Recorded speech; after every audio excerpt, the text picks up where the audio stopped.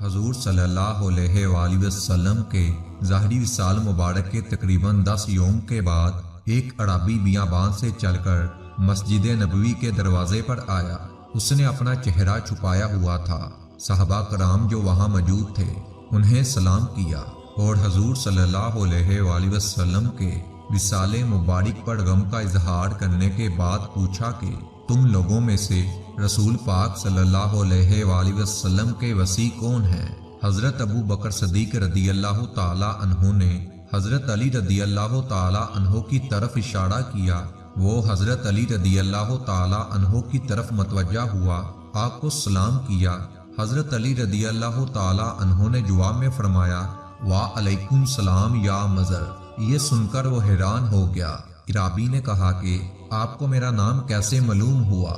حضرت علی نے فرمایا، مجھے رسول پاک صلی اللہ علیہ وآلہ وسلم نے خبر دی ہے اور تمہارے حال کی کیفیت مجھے دکھائی ہے۔ اگر تم چاہتے ہو کہ میں نے آپ صلی اللہ علیہ وآلہ وسلم سے جو تمہارے بارے میں سنا ہے تم سے بیان کر دوں۔ عرابی نے کہا کہ آپ کا نام کیا ہے؟ فرمایا، علی بن ابی طالب، اور میں حضور صلی اللہ علیہ وآلہ وسلم کا چچا زاد بھائی ہوں۔ عرابی نے کہا کہ الحمدللہ۔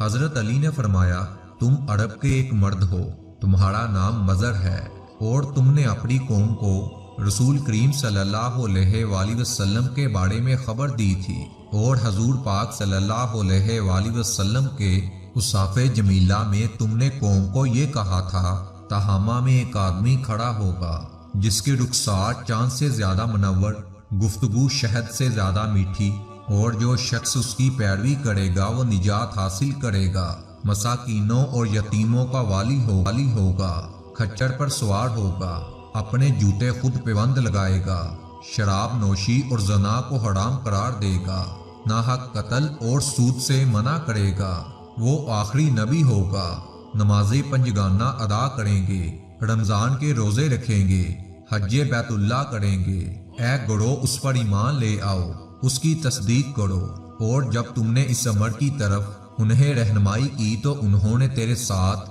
ظلم و ستم کیا اور تجھے قید میں ڈال دیا۔ پھر جب حضور نبی کریم صلی اللہ علیہ وآلہ وسلم کا وصال ہو گیا، تیری قوم کو سیلاب سے ہلاک کر دیا گیا اور تجھے قید خانے سے خلاصی حاصل ہو گئی۔ اس کے بعد تیرے کانوں میں غیب سے آواز آن پہنچی کہ اے مظہر، بلا شبہ محمد صلی اللہ علیہ وآلہ وسلم کا وصال ہو گیا ہے اور تو ان کے صحابہ کرام میں سے ہے، مدینہ کی طرف ان کے روضہ انور کی زیارت کر، اور اس طرح تو منازل طے کر کے اب یہاں آن پہنچا ہے۔ عرابی نے یہ ساری باتیں سنی تو اس کی آنکھوں سے آنسو جاری ہو گئے اور کہا کہ اے علی، آپ کو اس واقعے کی خبر کیسے ہوئی؟ حضرت علی نے فرمایا، مجھے حضور پاک صلی اللہ علیہ وآلہ وسلم نے خبر دی ہے اور فرمایا کہ میرے وصال کے بعد مظہر میری قبر پر آئے گا، تم جب اس سے ملو گے تو میرا سلام اسے پہنچا دینا۔ مظہر نے جب حضور صلی اللہ علیہ وآلہ وسلم کے سلام کی خوشخبری سنی تو خوشی سے آگے بڑھ کر حضرت علی رضی اللہ تعالی عنہ کے سر کا بوسہ دیا۔ اس کے بعد اس نے حضرت علی رضی اللہ تعالی عنہ سے کہا کہ میں نے آپ سے کچھ سوال کرنے ہیں، آپ مجھے ان سوالات کے جواب دیں۔ حضرت علی رضی اللہ تعالی عنہ نے فرمایا کہ تم سوالات کرو۔ چنانچہ مظہر نے حضرت علی رضی اللہ تعالی عنہ سے یہ سوال کیے، وہ کون سا جانور ہے جس کا باپ اور ماں نہیں؟ نمبر 2، وہ کون سی مادہ ہے جو بغیر ماں باپ کے موجود ہوئی ہو؟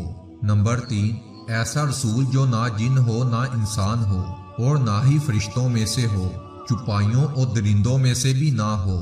نمبر 4، ایسی قبر جس نے قبر والے کو بھی سیر کرائی ہو۔ نمبر 5، ایسا حیوان جس نے اپنے ساتھیوں کو ڈرایا ہو۔ نمبر 6، ایسا جسم جس نے ایک بار کھایا پھر کبھی نہیں کھایا۔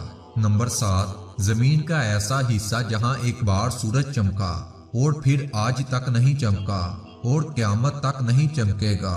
نمبر 8، ایسا پتھر جس سے زندہ کی پیدائش ہو۔ نمبر 9، وہ عورت جس سے 3 ساتھ میں لڑکے کی ولادت ہوئی ہو۔ نمبر 10، 2 ساکن جو حرکت نہیں کرتے۔ نمبر 11، 2 متحرک جو ساکن نہیں ہوتے۔ 2 دوست جو دشمن نہیں ہوتے۔ 2 دشمن جو دوست نہیں ہوتے۔ شے کیا ہے، لا شے کیا ہے، رحم میں سب سے پہلے کس عضو کی شکل بنتی ہے، قبر میں سب سے آخر میں کون سی چیز فنا ہوتی ہے۔ حضرت علی رضی اللہ تعالی عنہ نے ان تمام سوالوں کے بڑے تفصیل سے جواب دیے۔ آپ نے فرمایا کہ جس نر کے بارے میں تم نے سوال کیا ہے، جس کے ماں باپ نہیں، وہ حضرت آدم علیہ السلام ہیں۔ وہ مادہ جو بغیر ماں کے پیدا ہوئی، وہ حضرت حوا ہیں، اور وہ نر جن کی ولادت بغیر باپ کے ہوئی، وہ حضرت عیسیٰ علیہ السلام ہیں۔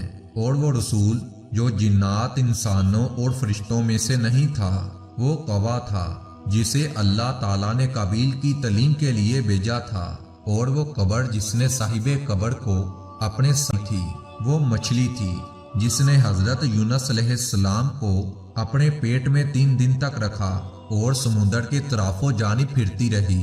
اور وہ حیوان جس نے اپنے ساتھیوں کو ڈرایا تھا، وہ چوئنٹی تھی جو خوراک کی تلاش کے لیے باہر نکلی تھی۔ دوسری چوئنٹیاں ایک ستون پر چڑھی تھی۔ حضرت سلیمان علیہ السلام کا لشکر سر پر تھا۔ اس چوئنٹی نے اپنی قوم سے کہا کہ خبردار، تمہارے گزرنے سے مٹی نہ گرے، اللہ تعالیٰ کا پیغمبر تم سے تکلیف اٹھائے گا۔ اور وہ جسم جس نے ایک مرتبہ کھایا پیا نہیں اور قیامت تک نہیں کھائے گا، وہ حضرت موسیٰ علیہ السلام کا عصا مبارک ہے، جس نے جادوگروں کے جادو کو ایک لقمے میں ختم کر ڈالا۔ اور وہ زمین کا ٹکڑا جہاں ایک مرتبہ سے زیادہ سورج نہیں چمکا، وہ دریائے نیل تھا۔ اللہ تعالیٰ نے حضرت موسیٰ علیہ السلام کے لیے اسے پھاڑا اور اس کی گہرائی دکھائی دینے لگی۔ سورج اس پر چمکا، چنانچہ اس کے نیچے سے غبار اٹھا۔ حضرت موسیٰ علیہ السلام اور ان کی قوم کے جانے کے بعد وہ پھر مل گیا اور اپنی سابقہ حالت میں آ گیا۔ اور وہ 2 متحرک جو کبھی بھی ساکن نہیں ہوتے، وہ چاند اور سورج ہیں۔ اور وہ 2 دشمن جو کبھی دوست نہیں ہوتے، وہ موت اور زندگی ہے۔ شے مومن ہے اور لا شے کافر ہے۔